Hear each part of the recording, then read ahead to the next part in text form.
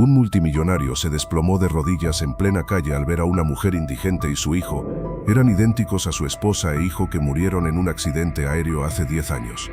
Lo que sucedió después es increíble. ¿De qué país nos sigues? Comenta tu bandera. Queremos conocer a nuestra hermosa comunidad por...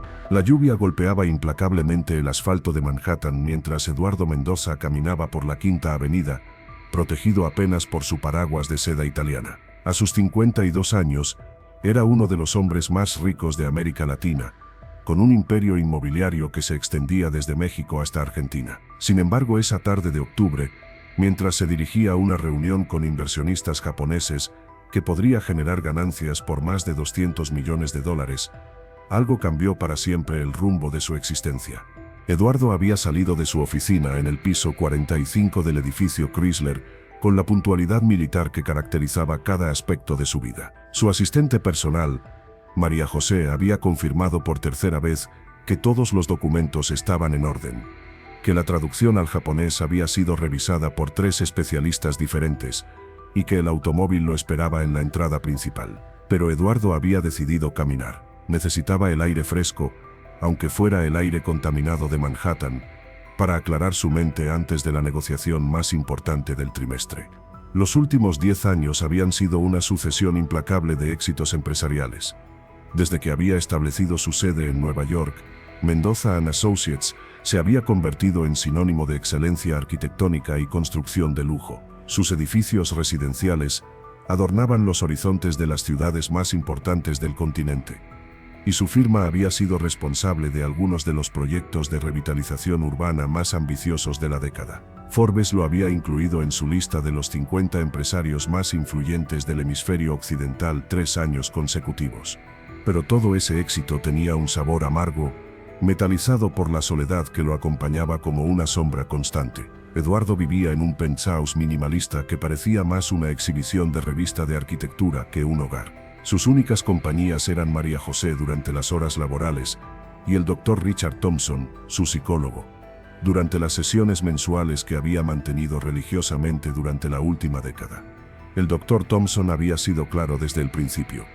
Eduardo había construido un mecanismo de supervivencia basado en el control absoluto y el aislamiento emocional. Cada edificio que construía, cada negocio que cerraba, cada millón que acumulaba, era una forma de mantenerse ocupado, de evitar enfrentar el vacío devastador que había dejado la pérdida de su familia. Porque Eduardo Mendoza no había nacido como un magnate solitario y emocionalmente blindado. 10 años atrás, había sido un hombre completamente diferente, exitoso, sí, pero un éxito que se medía en risas compartidas durante desayunos familiares, en tardes de domingo construyendo castillos de arena en las playas de Viña del Mar, en noches enteras discutiendo los sueños profesionales de su esposa, mientras su hijo dormía plácidamente en la habitación contigua.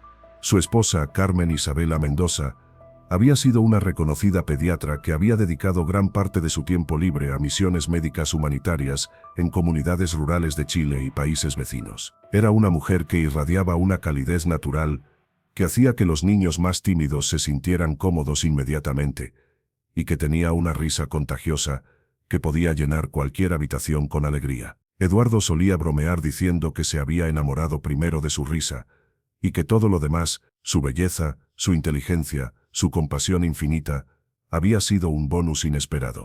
Su hijo, Sebastián Eduardo Mendoza, había sido el niño más curioso e inteligente que Eduardo había conocido. A los 7 años, ya leía novelas completas, hacía preguntas que requerían respuestas de enciclopedia, y tenía una memoria fotográfica que asombraba a sus maestros. Pero más allá de su precoz inteligencia, Sebastián había heredado la bondad natural de su madre y una sensibilidad emocional que lo hacía extraordinariamente empático para su edad.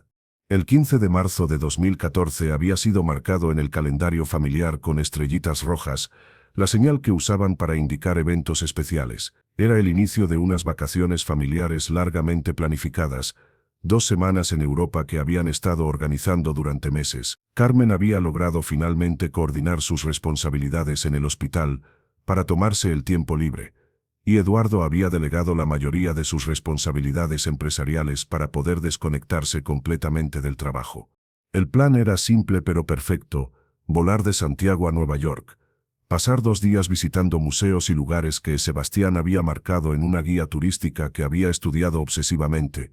Luego tomar el vuelo a París para comenzar un recorrido por Francia, Italia y España, que el niño había ayudado a planificar con el entusiasmo propio de alguien que veía cada nuevo lugar como una aventura esperando ser descubierta.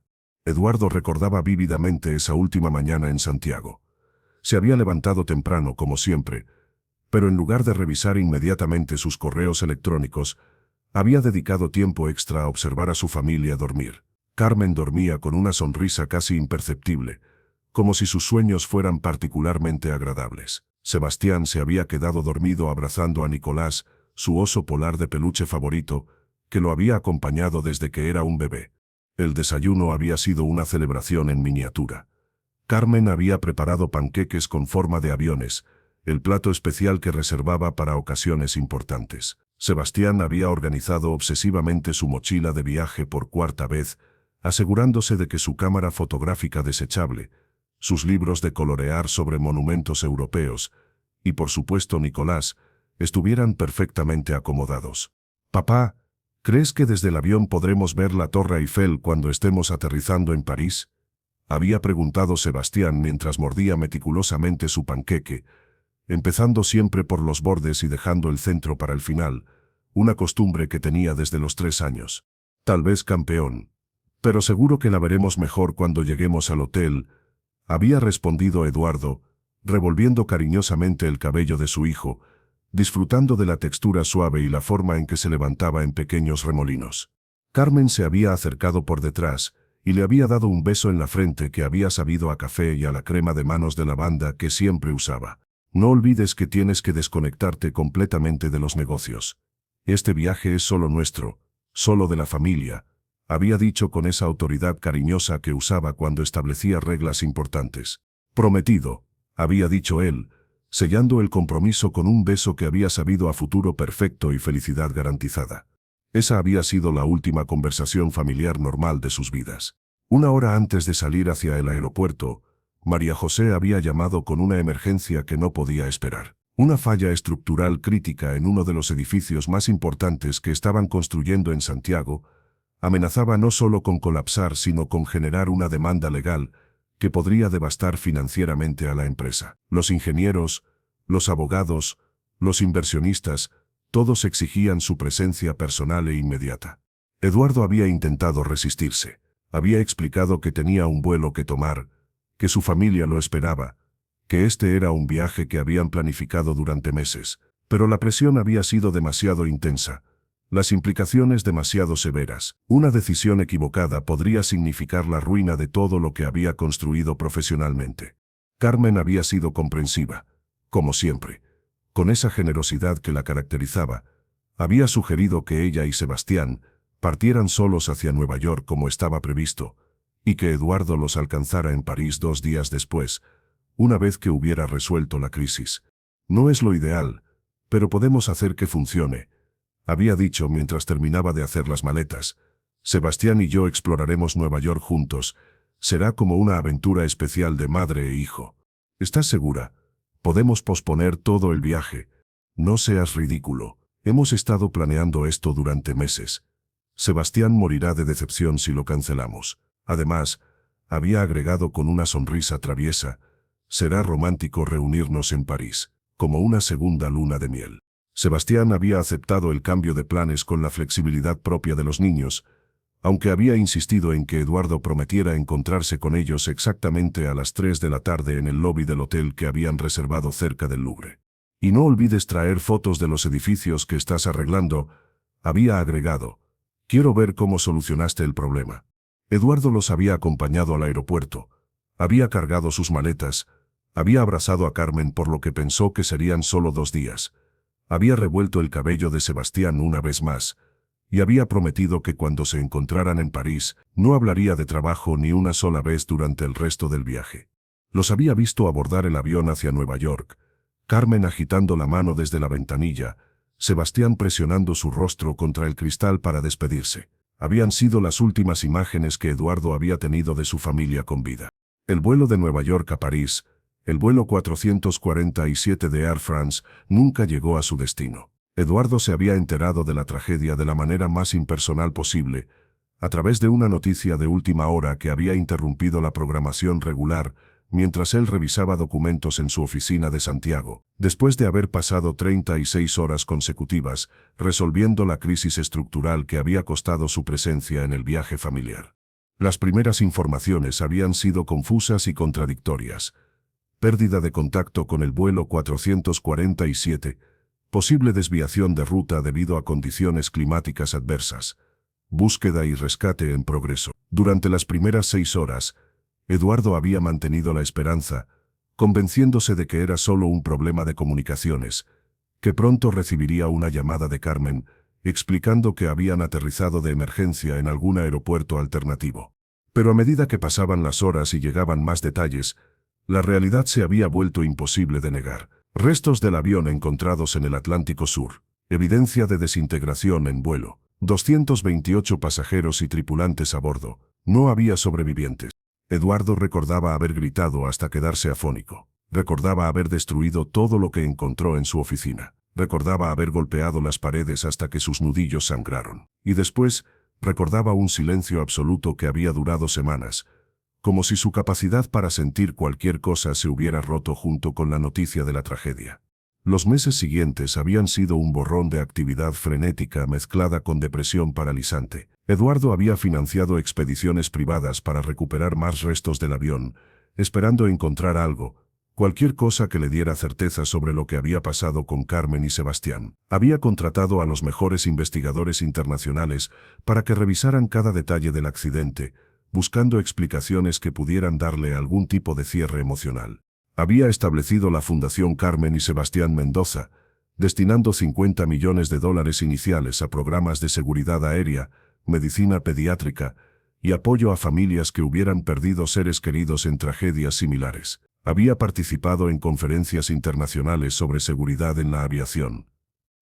Había financiado investigaciones sobre mejores sistemas de localización para aviones comerciales. Pero nada de eso había llenado el vacío devastador que había dejado la pérdida de su familia. Nada había logrado que dejara de despertarse cada mañana, esperando escuchar la risa de Carmen desde la cocina, o de buscar automáticamente a Sebastián corriendo por los pasillos con alguna pregunta urgente sobre cómo funcionaba el mundo. Los primeros 2 años habían sido los más devastadores. Eduardo había perdido casi 30 kilos, su cabello se había vuelto completamente gris antes de cumplir los 45, y había desarrollado un insomnio crónico que solo cedía con medicamentos cada vez más fuertes. Sus empresas habían sobrevivido gracias a la lealtad de sus socios y empleados de confianza, pero él se había convertido en un fantasma de sí mismo, funcionando por pura inercia profesional mientras su vida personal se desintegraba silenciosamente. Fue en el 3er aniversario de la tragedia, cuando había tomado la decisión que definiría los siguientes 7 años de su vida. Se mudaría a Nueva York, la última ciudad donde había visto a su familia con vida, y desde allí reconstruiría su imperio empresarial como una forma de homenajear la memoria de Carmen y Sebastián, pero también como una forma de mantenerse ocupado, de evitar que los momentos de silencio lo destruyeran completamente. Nueva York había sido tanto un refugio como un constante recordatorio. Cada esquina de Manhattan guardaba memorias de su vida anterior, el pequeño café en el Village, donde había pedido matrimonio a Carmen durante un viaje que habían hecho cuando eran novios universitarios, el parque donde habían paseado con Sebastián durante sus primeros pasos cuando visitaban la ciudad para reuniones de trabajo, el Museo de Historia Natural que su hijo había explorado obsesivamente cada vez que venían a Nueva York, siempre con una lista de preguntas preparadas sobre dinosaurios, planetas y el funcionamiento de las máquinas. Eduardo había canalizado su dolor en una expansión empresarial sin precedentes. Su constructora, Mendoza and Associates, se había convertido en una de las firmas más respetadas de la costa este, especializada en desarrollos residenciales de lujo y proyectos de revitalización urbana que combinaban rentabilidad con responsabilidad social. Pero más allá del éxito financiero, había encontrado un propósito adicional en la construcción de viviendas sociales y refugios para familias necesitadas, siempre bajo la supervisión discreta de la Fundación Carmen y Sebastián Mendoza. Sin embargo, el éxito profesional no había logrado sanar las heridas emocionales. Eduardo se había vuelto un workaholic obsesivo, que raramente socializaba más allá de las reuniones de negocios estrictamente necesarias. Vivía en un penthouse minimalista en el Upper East Side, decorado únicamente con fotografías de su familia perdida y algunas piezas de arte contemporáneo que Carmen había admirado años atrás durante sus visitas a galerías y museos. Sus únicos vínculos emocionales reales eran María José, su asistente de toda la vida que había emigrado con él desde Chile, y que había sido testigo tanto de su felicidad anterior como de su duelo prolongado, y el Dr. Richard Thompson, un psicólogo especializado en duelo, que lo había acompañado durante los momentos más oscuros y que seguía viéndolo mensualmente, no porque Eduardo creyera que podía superarlo, sino porque las sesiones le proporcionaban la única hora de cada mes en la que podía hablar abiertamente sobre Carmen y Sebastián, sin sentir que estaba cargando emocionalmente a otra persona. Eduardo, han pasado 10 años, le había dicho el Dr. Thompson durante una de sus sesiones mensuales, apenas una semana antes del encuentro que cambiaría todo. Has construido un imperio como monumento a su memoria, has ayudado a miles de personas a través de tu fundación, has logrado más de lo que la mayoría de las personas logran en 3 vidas. Pero ¿qué has construido para ti mismo como individuo? Mi vida terminó en ese avión, Richard. Lo que hago ahora es solo mantenimiento, había respondido Eduardo con la frialdad emocional que caracterizaba sus declaraciones sobre el tema, una frialdad que había perfeccionado como mecanismo de supervivencia. Pero sigues aquí. Sigues respirando, creando, impactando vidas de manera positiva.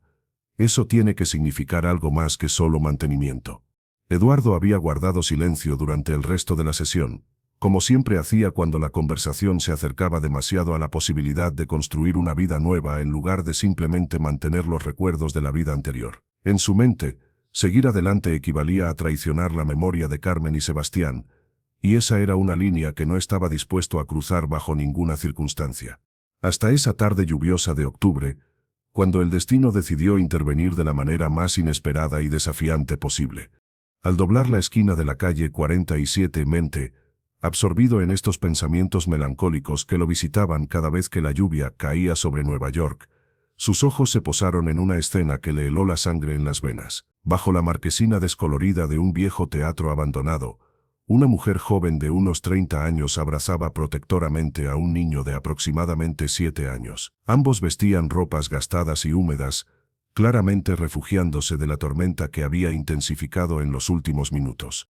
En cualquier otra circunstancia, Eduardo habría pasado de largo. Nueva York estaba llena de personas sin hogar, y aunque su fundación benéfica destinaba millones de dólares anuales a programas de asistencia social, él mantenía una distancia personal estricta con la pobreza urbana, no por falta de compasión, sino porque cada rostro necesitado le recordaba su propia vulnerabilidad, su propia pérdida, su propia incapacidad para proteger a las personas que más había amado. Pero esta vez no pudo seguir caminando. No era su situación de vulnerabilidad lo que paralizó a Eduardo, sino algo mucho más profundo y perturbador que desafió cada mecanismo de defensa que había construido cuidadosamente durante la última década. La mujer tenía el cabello castaño claro que caía en ondas naturales sobre sus hombros, exactamente como el de su esposa fallecida, Carmen. No era solo el color o la textura, era la forma específica en que las ondas se curvaban alrededor de su rostro, la manera en que algunos mechones se escapaban y caían sobre su frente cuando inclinaba la cabeza. Sus ojos verdes, incluso desde la distancia y a través de la cortina de lluvia, brillaban con la misma intensidad melancólica que él había amado durante 15 años de matrimonio. El niño, por su parte, poseía las mismas facciones angulares que su hijo Sebastián, la nariz recta y orgullosa que había heredado del lado paterno de la familia, los labios bien definidos que formaban la misma sonrisa tímida que había caracterizado a Sebastián desde sus primeros años, y sobre todo, esa forma peculiar de inclinar la cabeza ligeramente hacia la izquierda cuando observaba algo con curiosidad, como si estuviera analizando cada detalle del mundo que lo rodeaba. Eduardo sintió que sus piernas se convertían en gelatina. El paraguas de $200 se le escurrió de las manos temblorosas y cayó al suelo con un ruido sordo que fue inmediatamente ahogado por el sonido de la lluvia golpeando el concreto. Sin poder controlarse, sin considerar su traje de Armani o su reputación como uno de los empresarios más poderosos de la ciudad, se desplomó sobre sus rodillas en plena acera, completamente ajeno a la lluvia que empapaba su traje de $3,000 y a las miradas curiosas y alarmadas de los transeúntes que comenzaban a detenerse para observar la escena inusual. «Carmen, Sebastián», murmuró con voz quebrada, mientras las lágrimas se mezclaban con la lluvia en su rostro, creando surcos salados que bajaban por sus mejillas hasta perderse en el cuello de su camisa empapada. La mujer, al notar la conmoción que había causado su presencia, levantó la vista hacia él con una expresión de alarma creciente. Sus ojos verdes se encontraron con los de Eduardo por un instante que pareció eterno, cargado de una electricidad emocional que ninguno de los dos podía explicar. Había en su mirada una mezcla de compasión instintiva y extrañeza profunda, como si ella también sintiera una conexión inexplicable, pero estuviera luchando contra la lógica de lo que sus sentidos le decían. El niño, con la curiosidad natural propia de su edad, pero también con una madurez que parecía precoz, tiró de la manga húmeda de su madre mientras observaba la escena con ojos grandes y comprensivos. «Mami, ¿por qué ese señor está llorando?», preguntó con una voz que no solo sonaba exactamente como la de Sebastián a esa edad, sino que tenía la misma cadencia, la misma forma de pronunciar las palabras con cuidado, como si cada una fuera un pequeño tesoro que debía ser entregado con precisión. Eduardo cerró los ojos con fuerza, tratando de convencerse de que estaba alucinando, de que el estrés de los últimos meses y la proximidad del aniversario de la tragedia estaban jugando trucos crueles con su mente. Pero cuando los abrió nuevamente, la imagen siguió allí, una mujer y un niño que parecían haber salido directamente de sus recuerdos más preciados y dolorosos. Aún de rodillas en la acera mojada, Eduardo luchaba por recuperar el control de sus emociones, mientras la realidad de lo que estaba viendo se negaba a ajustarse a cualquier lógica racional. Los transeúntes comenzaban a formar un pequeño círculo de curiosos, algunos grabando discretamente con sus teléfonos, la escena inusual del empresario millonario desmoronándose emocionalmente en plena Quinta Avenida. La mujer y el niño, claramente incómodos con la atención que habían atraído involuntariamente, comenzaron a alejarse hacia el interior del teatro abandonado, buscando un refugio más privado de la tormenta y de la situación extraña que su presencia había provocado. «Esperen», gritó Eduardo, incorporándose torpemente con las rodillas doloridas y el traje completamente empapado.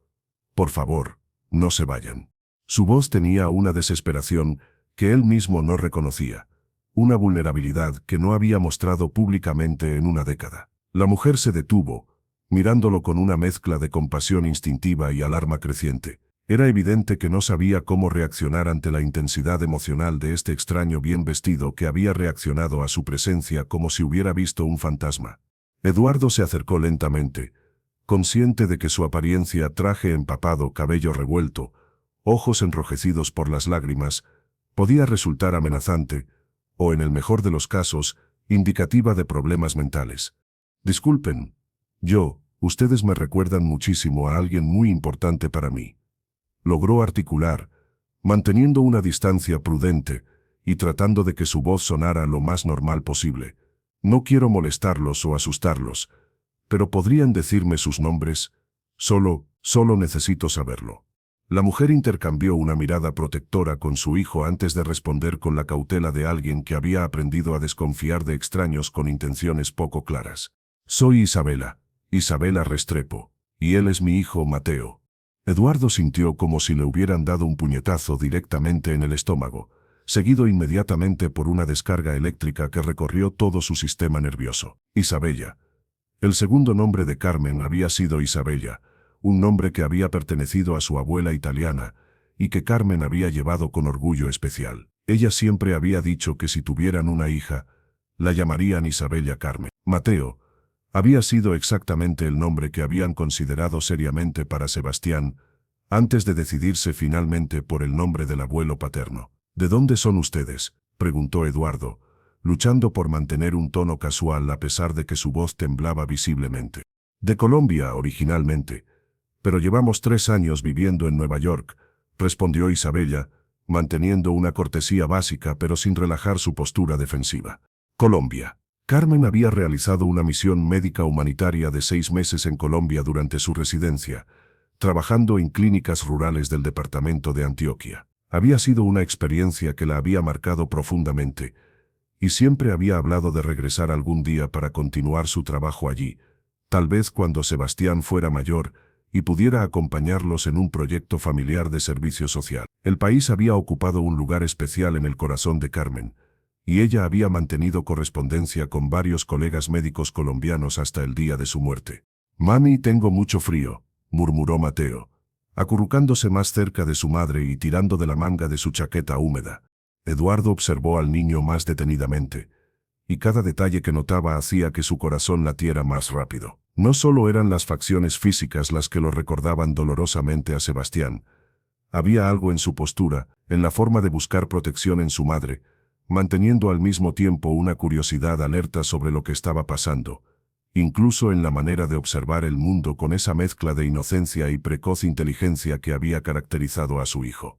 El niño tenía las mismas pestañas largas y oscuras que habían hecho que Carmen bromeara diciendo que Sebastián tenía pestañas que muchas mujeres adultas envidiarían. Tenía la misma forma de fruncir ligeramente el ceño cuando estaba concentrado o preocupado. Incluso tenía una pequeña cicatriz en la barbilla, que era inquietantemente similar a la que Sebastián había obtenido cuando se cayó de su bicicleta a los 5 años. ¿Necesitan ayuda?», preguntó Eduardo, luchando contra el impulso abrumador de acercarse más, de tocar el rostro del niño para confirmar que era real. «Hay un restaurante cálido en la esquina. Podríamos refugiarnos de la lluvia mientras hablan con alguien que entiende lo que es estar lejos de casa». «No, gracias», interrumpió Isabela firmemente, aunque Eduardo pudo detectar una vacilación en su voz. «Estamos bien, solo esperando a que pare la lluvia». Pero era obvio que no estaban bien. Sus ropas, aunque limpias y cuidadas, mostraban signos evidentes de desgaste y uso prolongado. Los zapatos del niño tenían pequeños agujeros por donde se filtraba el agua de lluvia, y Eduardo pudo ver que sus calcetines estaban húmedos. Isabella cargaba una mochila que parecía contener todas sus pertenencias mundanas, y había una tensión en sus hombros que hablaba de alguien que llevaba demasiado tiempo luchando contra circunstancias difíciles. Eduardo tomó una decisión que sorprendió incluso a él mismo, una decisión impulsiva que iba contra cada mecanismo de autoprotección que había desarrollado durante los últimos 10 años. Sacó su billetera de cuero italiano y extrajo varios billetes de $100, más dinero del que muchas personas veían en un mes, y se los ofreció a Isabela con manos que aún temblaban ligeramente. «Por favor, acepta esto. No es por compasión o lástima, sino porque ustedes me han dado algo muy valioso hoy, aunque no lo sepan ni lo entiendan». Isabella miró el dinero con una expresión que mezclaba orgullo herido, necesidad desesperada y confusión total. Era evidente que estaba librando una batalla interna entre su dignidad personal y las necesidades básicas de su hijo, entre la desconfianza natural hacia extraños que ofrecían ayuda sin explicación y la realidad práctica de su situación económica. «No puedo aceptar esto», dijo finalmente, aunque su voz carecía de la firmeza que había mostrado antes. «No lo conocemos, y no hemos hecho nada para merecer tanta generosidad». «Se llama Isabela Restrepo», murmuró Eduardo, más para sí mismo que para ella, como si estuviera tratando de procesar información que desafiaba toda lógica. «Y su hijo se llama Mateo. Eso es más de lo que he tenido en 10 años». La mujer lo miró con una extrañeza creciente, claramente sin entender el significado de sus palabras o la intensidad emocional que las acompañaba. Mateo, por su parte, había comenzado a temblar visiblemente por el frío combinado de la lluvia y la humedad, y sus labios empezaban a mostrar un tinte azulado que alarmó a Eduardo. Sin pensarlo 2 veces, Eduardo se quitó su abrigo de lana italiana y se lo extendió hacia el niño. «Al menos acepta esto para él. No puede quedarse así bajo la lluvia. Es solo un abrigo. No va a comprometerlos a nada». Isabella vaciló por un momento que pareció eterno, mirando alternativamente a su hijo tembloroso y al extraño que había aparecido en sus vidas con una generosidad y una intensidad emocional que no podía explicar. Finalmente, la necesidad maternal ganó sobre el orgullo personal y aceptó el abrigo, envolviéndolo inmediatamente alrededor de los hombros de Mateo. El abrigo era demasiado grande para Mateo, pero proporcionaba el calor que necesitaba desesperadamente. El niño se acurrucó en la prenda que olía a colonia cara y a la vida de un hombre exitoso, y por un momento, Eduardo pudo imaginar que estaba viendo a Sebastián usando su ropa, como solía hacer cuando jugaba a vestirse como papá los domingos por la mañana. «Gracias», murmuró Isabela, su resistencia comenzando a ceder ante la obviedad de la bondad genuina del extraño. Es usted muy amable, señor. Mendoza. Eduardo Mendoza, respondió automáticamente, y observó con fascinación cómo los ojos de Isabela se ensanchaban ligeramente, como si el nombre le resultara vagamente familiar, pero no pudiera ubicar por qué. ¿Dónde están quedándose?, preguntó Eduardo, aunque inmediatamente se arrepintió de la pregunta al ver cómo Isabela se tensaba nuevamente, sus defensas naturales regresando ante lo que podía interpretar como una invasión de privacidad. Tenemos un lugar, respondió evasivamente, pero su voz carecía de convicción. Eduardo había vivido en Nueva York lo suficiente como para reconocer las señales de personas sin hogar que luchaban por mantener su dignidad intacta. La forma en que Isabela evitaba dar detalles específicos, la manera en que Mateo se aferraba a la mochila como si contuviera todo lo que poseían en el mundo, la resignación cansada en los ojos de la mujer que hablaba de alguien que había agotado la mayoría de sus opciones. Pero también sabía que presionar demasiado podía hacer que huyeran, y por razones que aún no comprendía completamente pero que sentía en lo más profundo de su ser, necesitaba que estas dos personas permanecieran en su vida, al menos por un poco más. Había algo en su presencia que había despertado emociones que había mantenido cuidadosamente enterradas durante una década, y aunque no entendía completamente qué estaba pasando, sabía que no podía dejar que desaparecieran tan súbitamente como habían aparecido. Mira, sé que esto va a sonar extraño, y entiendo completamente si piensas que estoy loco o que tengo intenciones ocultas, dijo Eduardo midiendo cuidadosamente cada palabra. Pero podrías acompañarme a tomar un café caliente, solo para conversar un poco más. Prometo que no hay ninguna agenda oculta. Es solo que ustedes me recuerdan tanto a mi familia que perdí hace años, y hace mucho tiempo que no tengo una conversación real con alguien que no sea sobre negocios o responsabilidades profesionales. Isabella lo estudió con detenimiento durante varios segundos que se sintieron como horas, a pesar de su apariencia desaliñada por la lluvia. Era evidente que Eduardo era un hombre de recursos significativos. Su reloj, que había notado cuando le ofreció el dinero, era un Patek Philippe, que costaba más de lo que ella había ganado en los últimos 2 años. Sus zapatos, incluso mojados y manchados por haber estado de rodillas en la acera, eran claramente hechos a mano. Incluso su forma de hablar, con esa mezcla de acento latinoamericano, refinado y inglés perfectamente articulado, delataba una educación privilegiada y una posición social elevada. Pero en sus ojos había algo más que dinero y estatus social. Había un dolor profundo y una soledad que ella misma conocía demasiado bien. Era el tipo de dolor que solo alguien que había perdido todo lo que realmente importaba podía reconocer en otra persona, y ese reconocimiento mutuo creó una conexión inmediata que trascendía las diferencias obvias en sus circunstancias actuales. 1 hora, dijo finalmente, su voz suavizándose ligeramente, pero en un lugar público con mucha gente alrededor.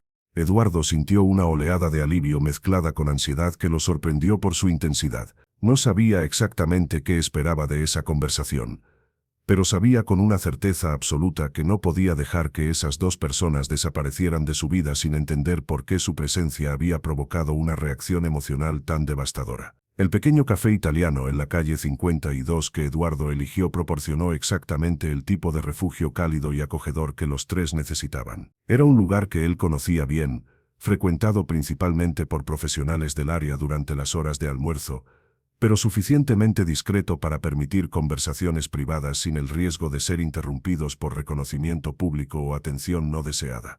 Eduardo había insistido en ordenar comida abundante, sándwiches calientes, sopa, chocolate caliente para Mateo, café colombiano para Isabela, y aunque ella había protestado inicialmente por lo que consideraba una generosidad excesiva, la forma visiblemente hambrienta en que Mateo había atacado su sándwich de pollo asado había sido argumento suficiente para aceptar la hospitalidad del extraño. Sentados en una mesa apartada cerca de la ventana, donde podían observar la lluvia que continuaba cayendo sobre la ciudad, Eduardo se encontró observando fascinado cada gesto de la madre y el hijo. Era como estar viendo ecos de una vida anterior, sombras de personas que había amado más que a su propia existencia. Mateo comía con el mismo método meticulosamente organizado que Sebastián había empleado siempre. Primero removía cuidadosamente cualquier ingrediente que no le gustara, luego comía los bordes del sándwich sistemáticamente, dejando el centro para el final, masticando cada bocado lentamente como si estuviera saboreando conscientemente cada textura y sabor. Era una rutina alimentaria tan específica y peculiar que Eduardo había bromeado durante años, diciendo que su hijo podría convertirse en crítico gastronómico profesional, debido a su atención obsesiva a los detalles culinarios. Isabella revolvía su café con la misma cadencia hipnótica que Carmen había empleado desde que Eduardo la conocía, exactamente 3 giros en sentido horario, una pausa para probar el sabor, luego otros 3 giros antes de cada sorbo. Era un ritual tan específico y personal, que Eduardo había adoptado la misma costumbre durante los primeros años de su matrimonio, hasta que Carmen había bromeado diciendo que estaba copiando sus movimientos de café secretos. ¿Por qué nos mira así?, preguntó Isabella finalmente, su voz cargada de una mezcla de curiosidad genuina y una pizca de incomodidad comprensible. Eduardo se sobresaltó, dándose cuenta de que había estado observándolos con una intensidad que probablemente resultaba perturbadora para cualquier persona que no entendiera el contexto emocional de su fascinación. Perdón. Es solo que, ustedes me recuerdan muchísimo a mi esposa y mi hijo. Murieron hace 10 años en un accidente de avión, dijo, decidiendo que la honestidad directa era la única manera de explicar su comportamiento sin sonar completamente irracional. El rostro de Isabella se suavizó inmediatamente, transformándose de cautela defensiva a compasión genuina, e instintivamente extendió su mano para tocar brevemente la de Eduardo en un gesto de consolación, que era exactamente el tipo de respuesta empática que Carmen habría tenido ante el dolor de otra persona. Lo siento muchísimo, no puedo ni imaginar lo que debe ser perder a tu familia de esa manera tan repentina y traumática. Pero sí puedes imaginarlo, respondió Eduardo con suavidad, notando algo en la profundidad de los ojos verdes de Isabella. Tú también has perdido a alguien muy importante, ¿verdad? Isabella retiró su mano y bajó la mirada hacia su taza de café, sus defensas emocionales reorganizándose visiblemente. Mateo, que había estado escuchando la conversación con la seriedad propia de un niño, que había madurado demasiado rápido debido a circunstancias difíciles, se acercó más a su madre en un gesto protector, que era pura imitación de los mecanismos de supervivencia que había aprendido observándola. Mi papá también está en el cielo, dijo el niño con la naturalidad directa que solo los niños pueden emplear cuando hablan de temas que los adultos encuentran demasiado dolorosos para discutir abiertamente. Mami dice que nos cuida desde allá arriba, y que por eso a veces soñamos con él. Eduardo sintió que el corazón se le encogía físicamente.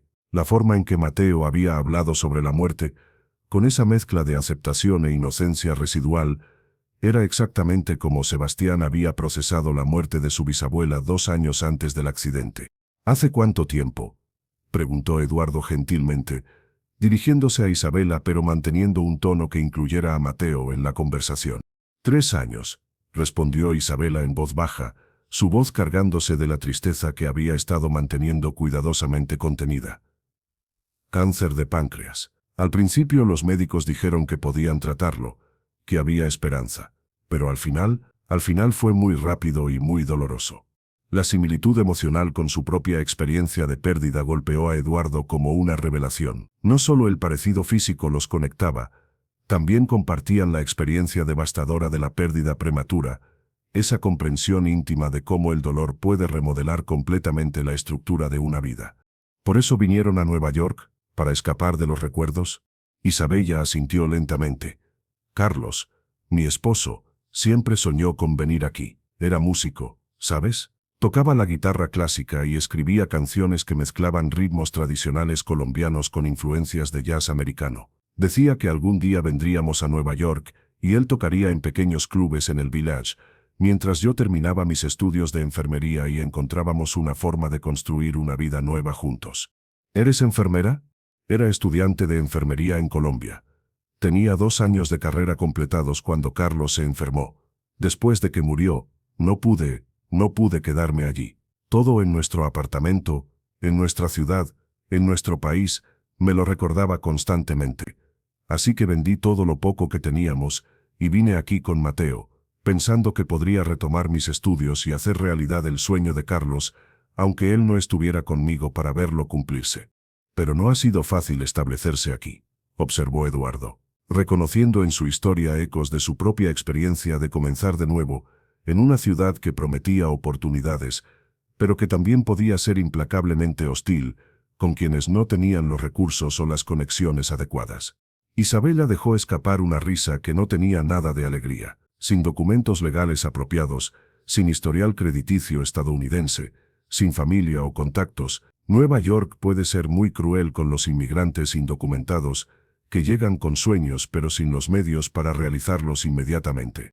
Procedió a contarle sobre los trabajos precarios que había tenido durante los últimos 3 años, limpiando oficinas durante las madrugadas por salarios que apenas cubrían el alquiler de una habitación compartida en Queens, cuidando niños los fines de semana para familias que la pagaban en efectivo y sin beneficios, trabajando en cocinas de restaurantes durante los turnos más difíciles, cualquier empleo que le permitiera mantenerse a ella y a Mateo mientras navegaba la burocracia kafkiana de inmigración y trataba simultáneamente de regularizar su situación legal y retomar sus estudios de enfermería.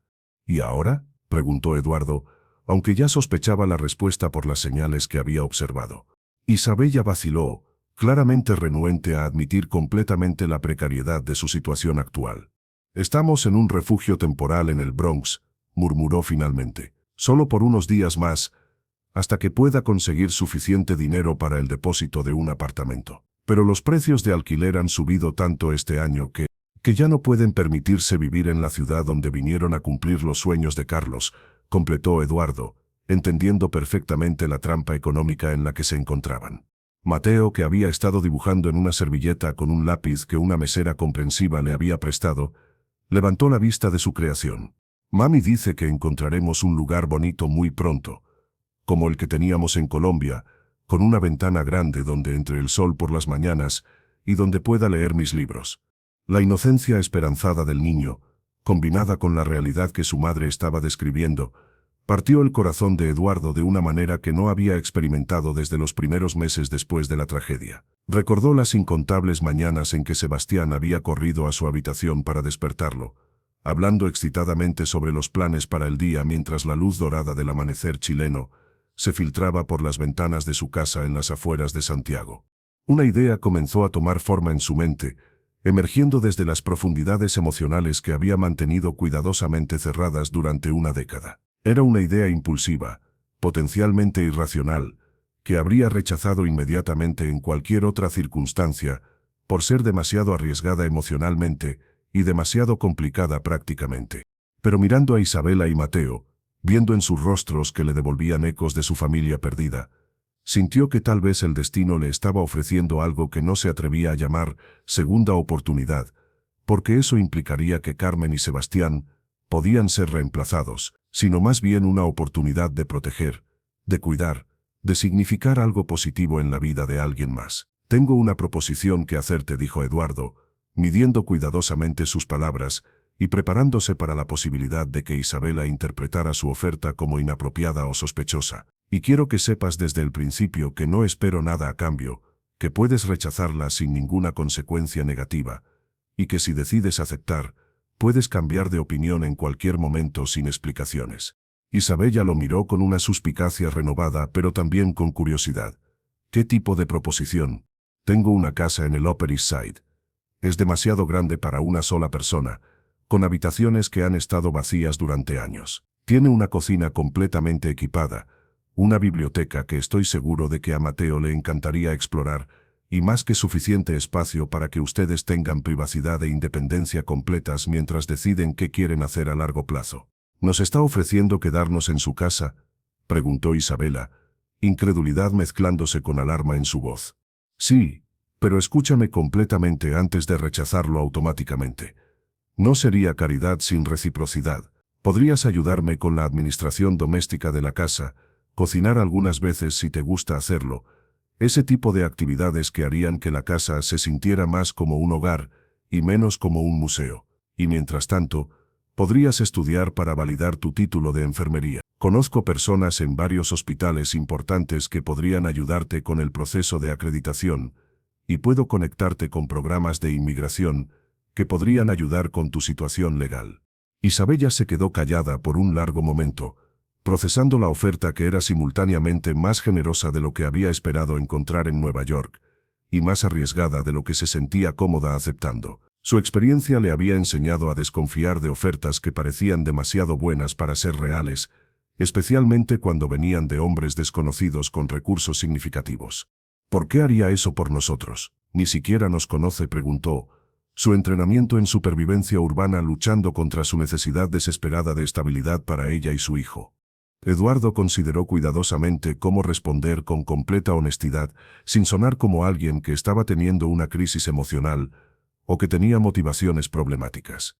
Porque en los últimos 10 años, he vivido en una casa que se siente más como un mausoleo elegante que como un hogar. Está llena de recuerdos de personas que ya no están, y vacía de cualquier vida o alegría real. Y por primera vez desde la tragedia, cuando los veo a ustedes, cuando escucho a Mateo reír, o veo la forma en que te preocupas por él, no siento solo dolor abrumador, siento posibilidad.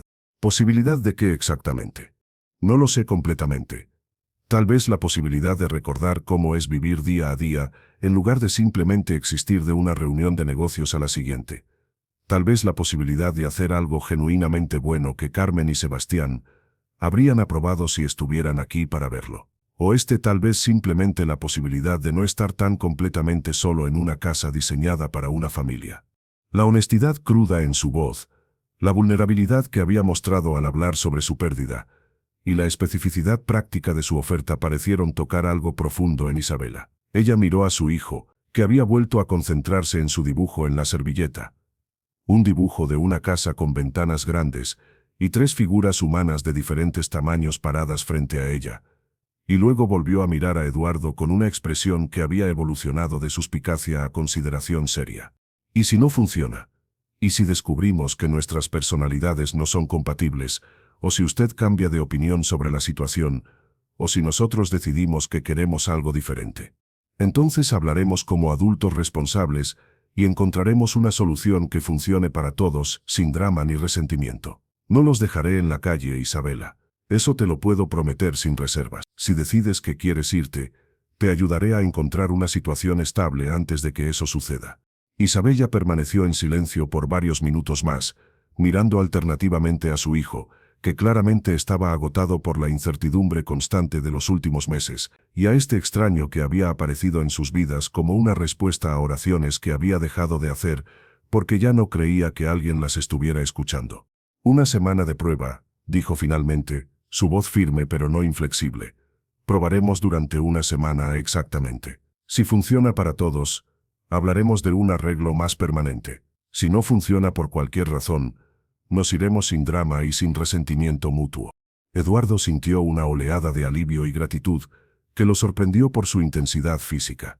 Por primera vez en 10 años, sintió que tal vez, solo tal vez, había una razón para seguir construyendo un futuro en lugar de simplemente mantener y proteger el pasado.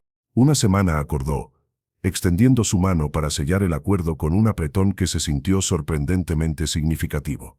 Cuando Isabela aceptó el apretón de manos, Eduardo sintió una corriente de posibilidad que no había experimentado desde antes de la tragedia. No era la falsa esperanza o la negación que había caracterizado los primeros años de su duelo, sino algo más maduro y realista, la posibilidad de que la vida pudiera continuar de maneras que honraran el pasado sin estar completamente definidas por él. La casa de Eduardo en el Upper East Side era exactamente tan imponente como Isabela había imaginado durante el viaje en taxi desde el café, y considerablemente más intimidante de lo que había esperado. 3 pisos de elegancia minimalista moderna, con ventanales de piso a techo que ofrecían vistas espectaculares de Central Park, y acabados que hablaban silenciosamente de un gusto refinado respaldado por un presupuesto esencialmente ilimitado.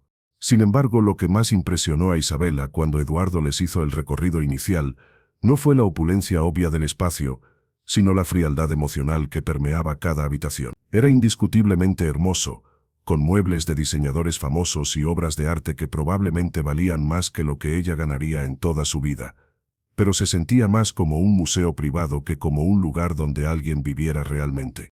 Los únicos toques genuinamente personales que pudo identificar eran las fotografías familiares cuidadosamente dispuestas en estanterías, mesas auxiliares y marcos elegantes distribuidos por toda la casa, una mujer hermosa de sonrisa cálida y genuina, y un niño de ojos vivaces y expresión inteligente, que efectivamente guardaban un parecido inquietante, casi perturbador en su especificidad, con ella y Mateo.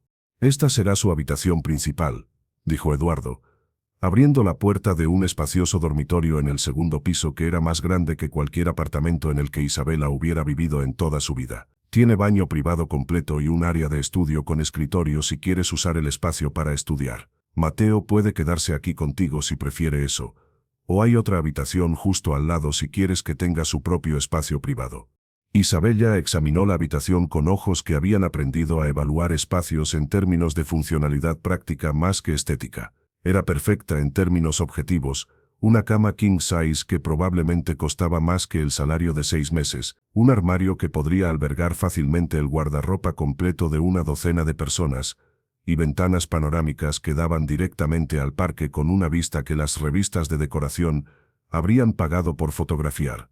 Era demasiado perfecta, y esa perfección precisamente la hacía sentir profundamente incómoda.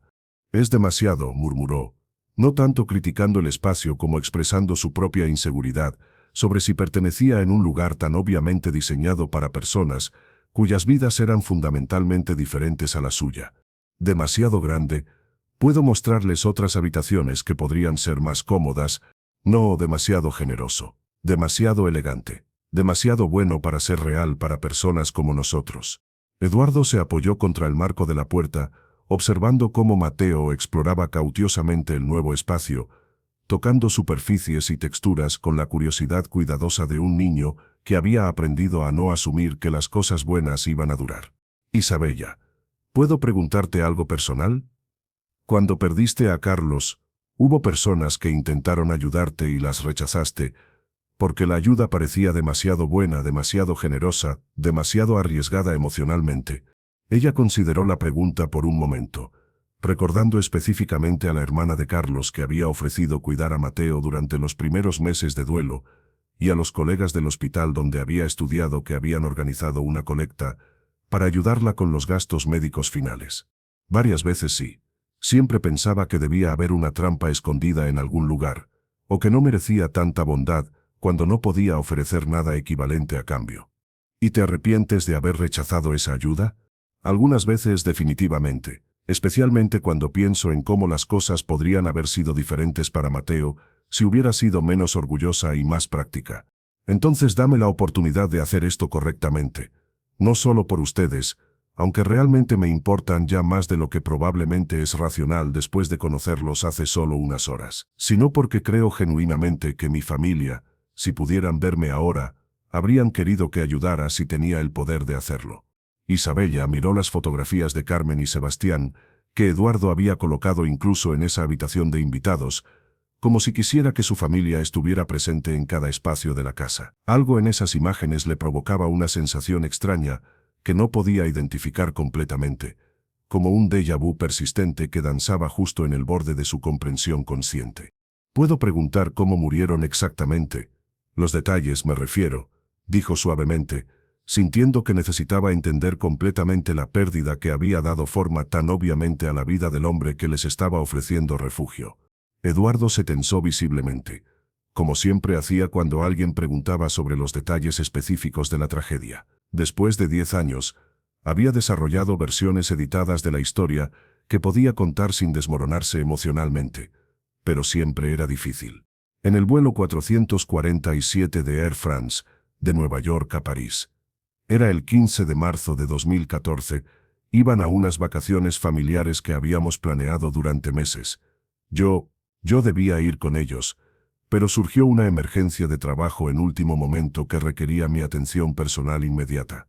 Isabela sintió que la habitación comenzaba a girar lentamente a su alrededor, como si el aire se hubiera vuelto demasiado denso para respirar adecuadamente. El vuelo 447 de Air France. El 15 de marzo de 2014. Esas fechas, esos detalles específicos, estaban grabados en su memoria de una manera que nunca había logrado explicar completamente, conectados a pesadillas recurrentes y fragmentos de imágenes que había atribuido a trauma general y estrés postraumático. «El 15 de marzo de 2014, susurró, su voz saliendo como un hilo de sonido apenas audible.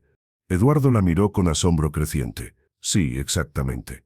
¿Por qué? ¿Cómo conoces esa fecha específica?»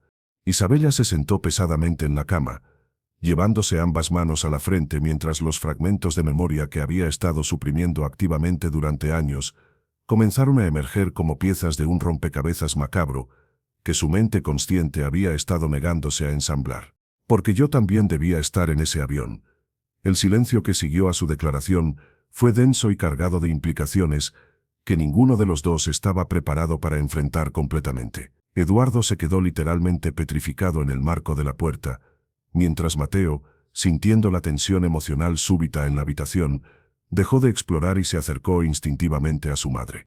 «¿Qué acabas de decir?», murmuró Eduardo con voz ronca, como si las palabras hubieran salido de una pesadilla que no entendía pero que lo aterrorizaba. Isabella temblaba visiblemente ahora, las memorias reprimidas golpeándola como una avalancha emocional que había estado conteniendo detrás de barreras psicológicas cuidadosamente construidas. «Yo trabajaba como niñera, para una familia muy adinerada en Nueva York. Tenía 21 años. Era mi primer trabajo realmente importante desde que llegué a Estados Unidos. La señora era médica pediatra. El señor era empresario de construcción. Tenían un niño de 7 años que se parecía muchísimo a Mateo». Eduardo sintió que sus piernas iban a ceder completamente. Se acercó lentamente y se sentó en una silla frente a la cama, necesitando apoyo físico para procesar lo que estaba escuchando. «¿Cómo se llamaba la familia para la que trabajabas?». «Mendoza», susurró Isabella, las lágrimas comenzando a brotar, mientras las memorias se aclaraban con una nitidez que era simultáneamente liberadora y devastadora. «Carmen y Eduardo Mendoza. Y el niño se llamaba Sebastián». La habitación pareció contraerse físicamente a su alrededor. Eduardo luchaba por procesar lo que estaba escuchando mientras su cerebro se negaba a aceptar las implicaciones obvias de lo que Isabela estaba revelando. «Pero tú dijiste que eras Isabela Restrepo, que eras de Colombia, que tu esposo había muerto de cáncer». «Mi nombre real es Carmen Isabela Torres», dijo ella, su voz quebrándose mientras años de confusión y memorias fragmentadas finalmente comenzaban a organizarse en un patrón coherente.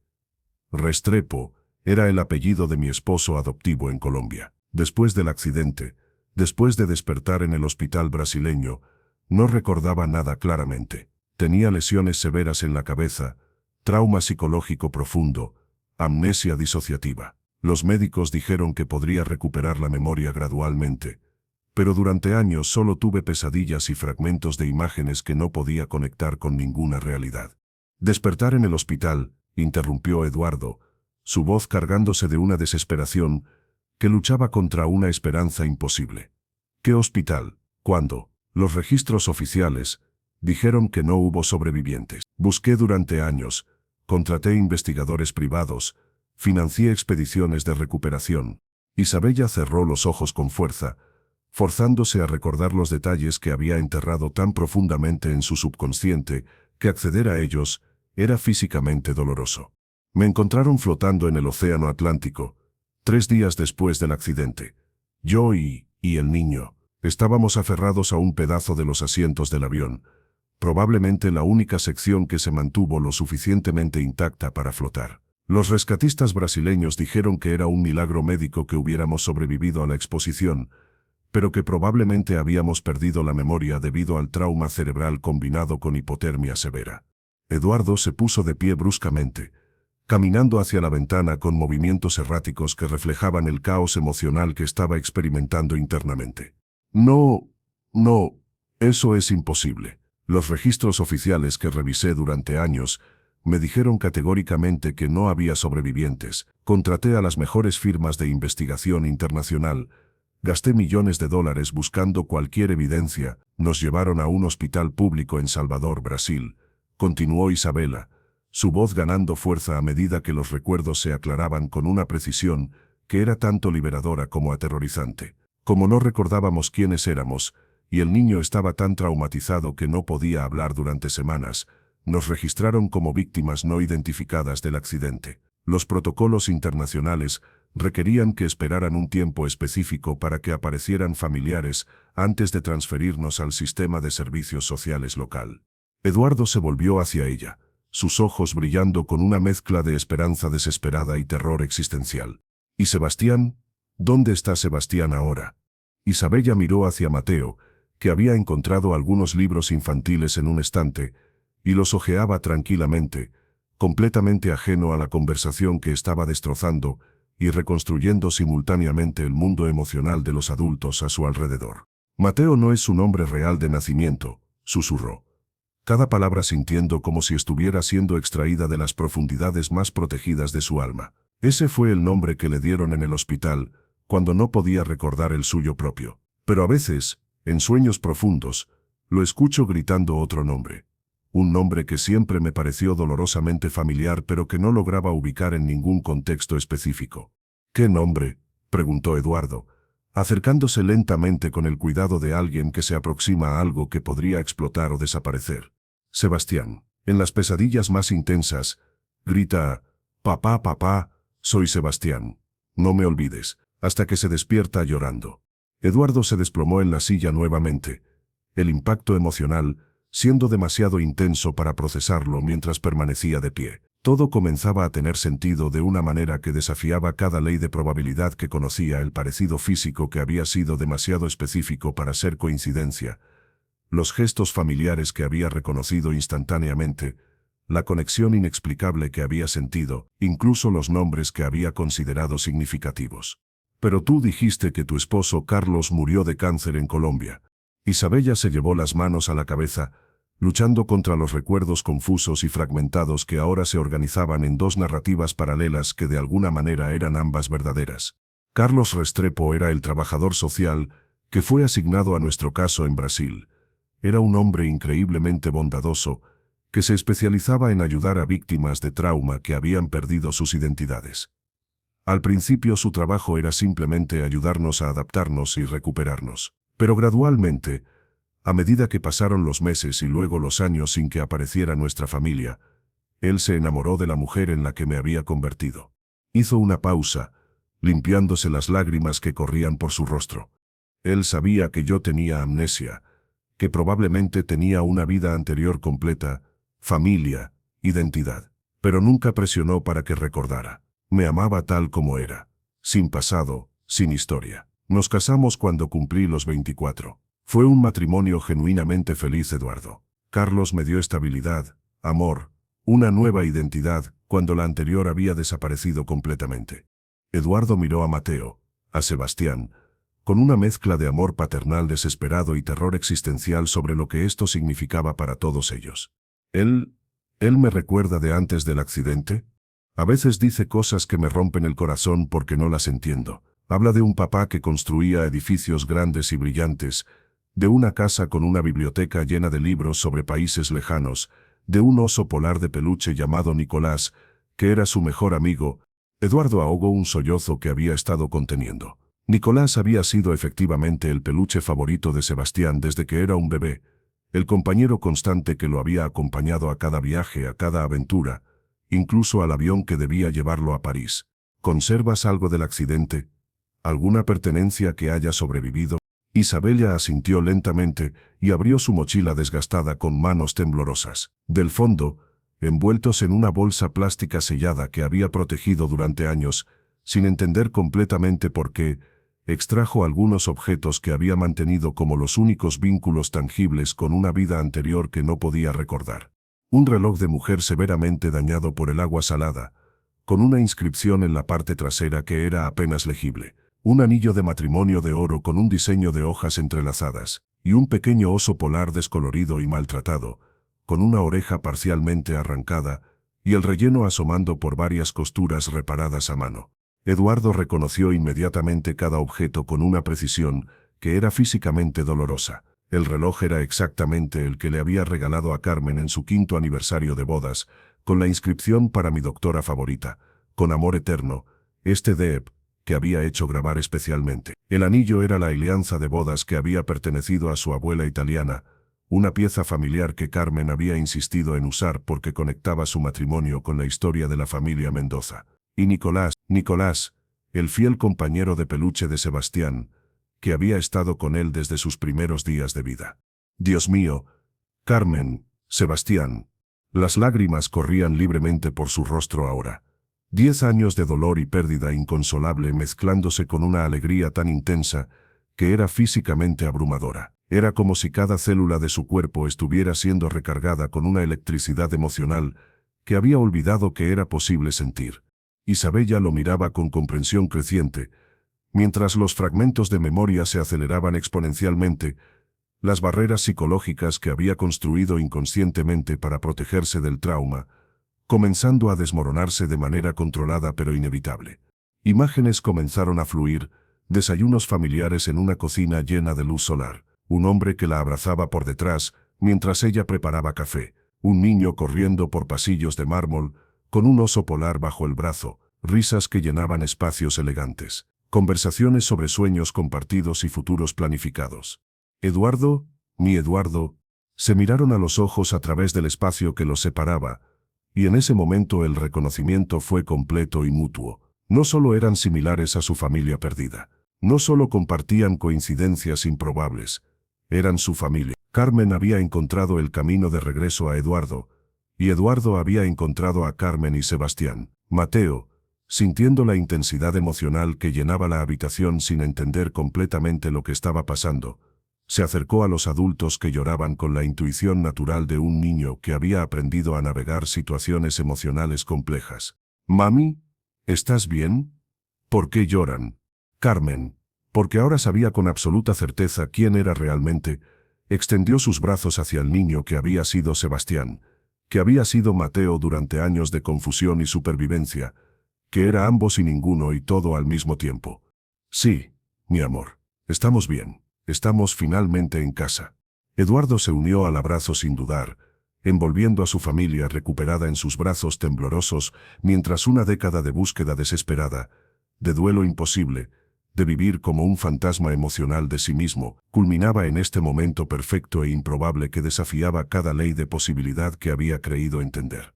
«Los busqué por todas partes del mundo», murmuró contra el cabello de Carmen, respirando el aroma que había extrañado más que el aire mismo.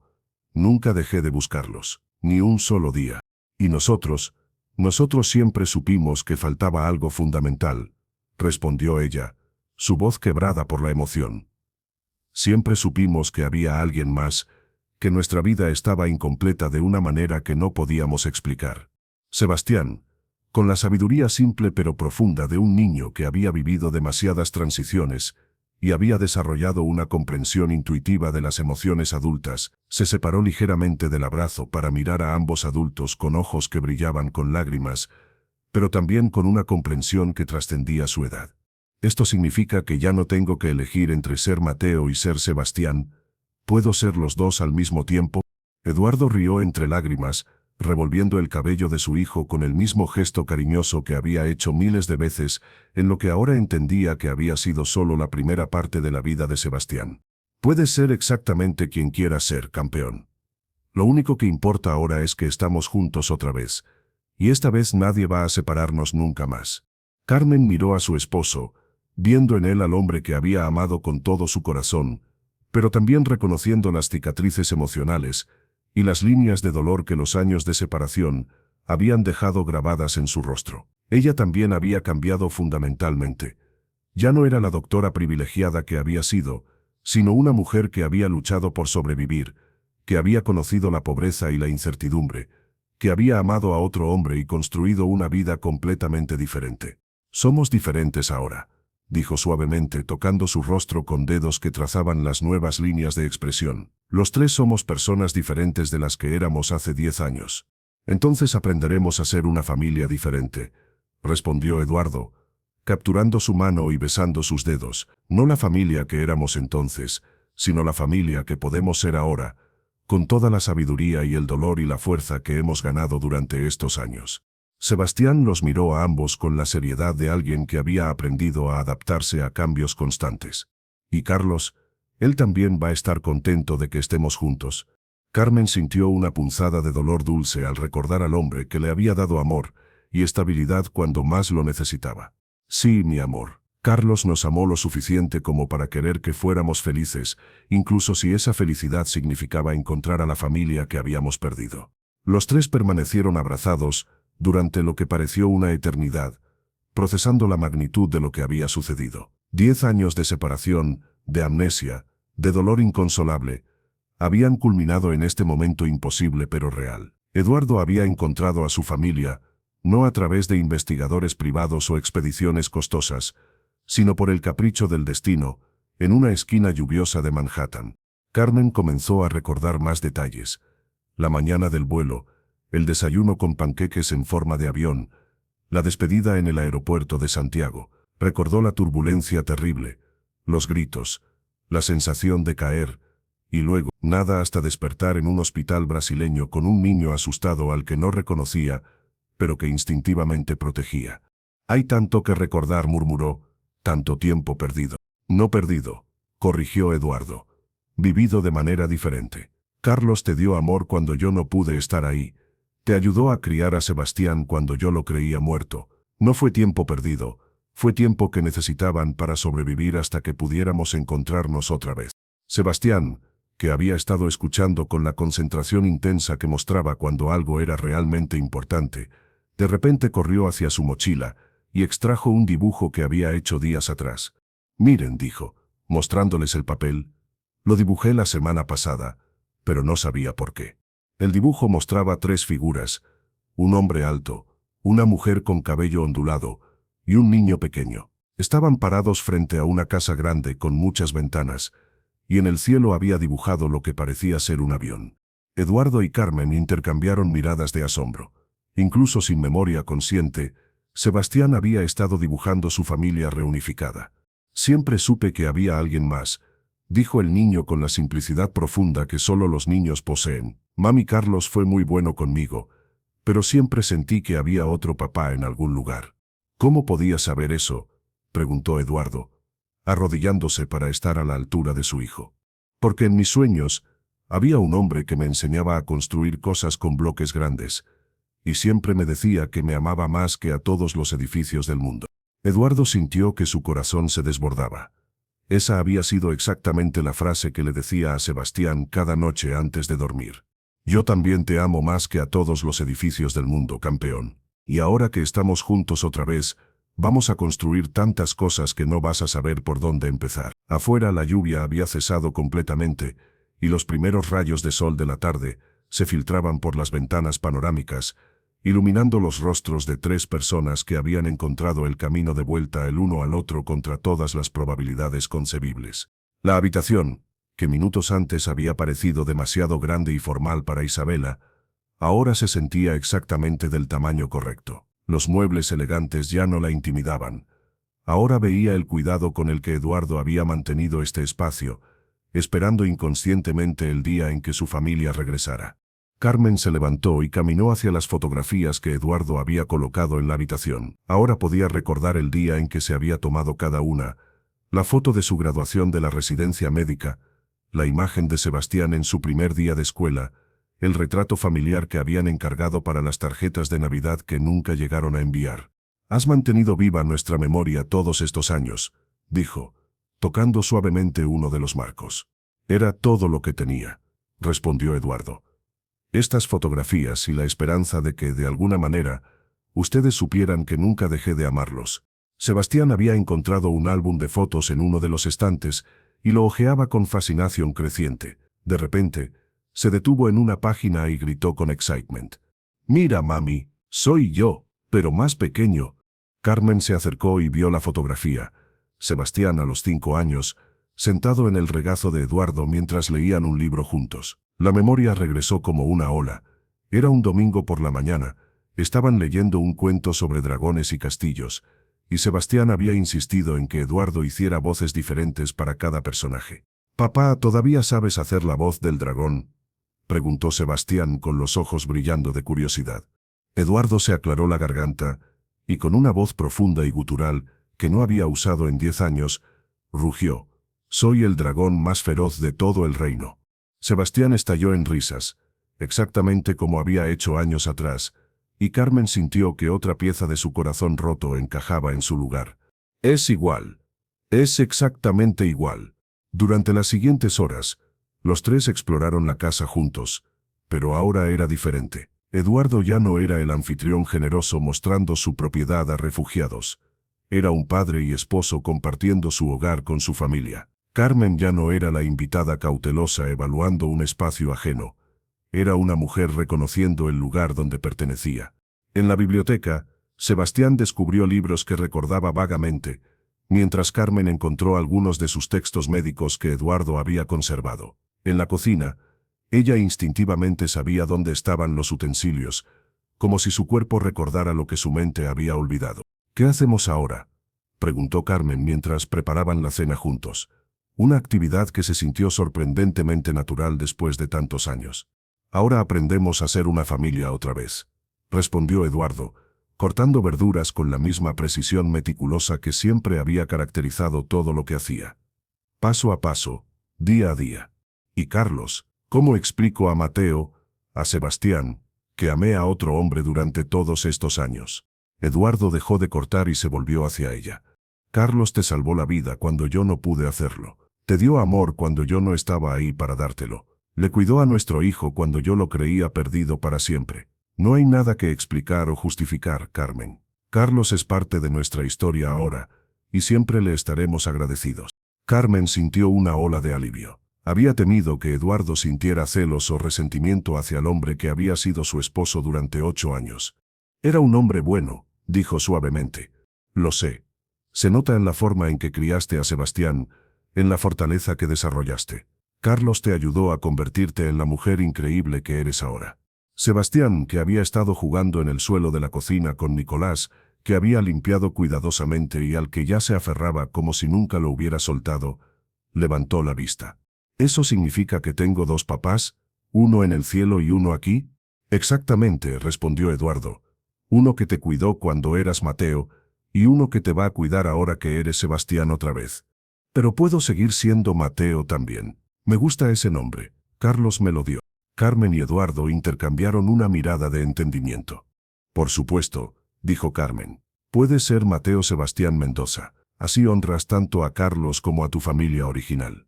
Mateo Sebastián, gritó el niño, probando cómo sonaba. Me gusta. Tengo el nombre más largo del mundo. Esa noche, después de que Sebastián se durmiera en lo que había sido la habitación de invitados, pero que ahora era simplemente su habitación, Eduardo y Carmen se sentaron en la sala de estar, aún procesando la magnitud de lo que había ocurrido. No puedo creer que esto sea real, murmuró Carmen, acurrucada contra el hombro de Eduardo en el sofá donde solían sentarse a ver películas los domingos por la noche. Yo tampoco.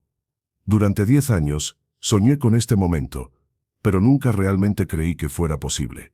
¿Qué va a pasar ahora? Con tu trabajo, con mi situación legal, con todo. Eduardo la atrajo más cerca. Ahora vamos a tomar las cosas un día a la vez. Voy a conseguir los mejores abogados de inmigración para regularizar tu situación. Vas a decidir si quieres retomar la medicina o continuar con enfermería. Sebastián va a ir a la mejor escuela de la ciudad. Y nosotros vamos a aprender a ser una familia otra vez. ¿Y si no funciona? ¿Y si somos demasiado diferentes ahora? Eduardo la miró a los ojos, viendo en ellos la misma vulnerabilidad que había sentido durante años. Entonces trabajaremos en ello. Iremos a terapia familiar. Tomaremos tiempo para conocernos otra vez. Haremos lo que sea necesario. Carmen, te perdí una vez por circunstancias fuera de mi control. No voy a perderte otra vez por falta de esfuerzo. Carmen sonrió por primera vez en años con verdadera felicidad. Te amo, Eduardo. Nunca dejé de amarte, incluso cuando no recordaba tu nombre. Y yo te amo a ti. Carmen Isabela Torres Restrepo Mendoza, dijo él, besando su frente. Con todos tus nombres, con todas tus historias, con toda la vida que viviste sin mí. Se quedaron así abrazados en el sofá, mientras Nueva York brillaba a través de las ventanas. No era el final perfecto de un cuento de hadas. Era el comienzo imperfecto pero real de una segunda oportunidad que ninguno de ellos había esperado recibir. En el piso de arriba, Sebastián dormía profundamente por primera vez en años, abrazando a Nicolás y sonriendo en sueños. Ya no gritaría pidiendo a su papá que no lo olvidara. Su papá lo había encontrado. Y esta vez, nada iba a separarlos. La historia había comenzado con un millonario cayendo de rodillas al ver a una mujer y un niño de la calle que le recordaban dolorosamente a su familia perdida. Terminaba con esa misma familia reunida en una habitación llena de luz dorada, incompleta en algunos aspectos pero genuinamente real, rota por los años de separación pero sanando momento a momento, diferente de lo que habían sido, pero llena de un amor que había sobrevivido a la tragedia, la amnesia y una década de búsqueda desesperada. Porque a veces, solo a veces, los milagros suceden en las esquinas más inesperadas de la vida. Y a veces, el destino tiene una forma muy particular de devolverte exactamente lo que creías perdido para siempre, transformado por el tiempo pero esencialmente intacto en lo que realmente importa. En esa habitación bañada por la luz dorada de la tarde neoyorquina, Eduardo Mendoza ya no era un millonario solitario que había perdido todo lo que le daba significado a la vida. Era simplemente un padre y esposo que había recuperado su razón de vivir, su familia, su futuro.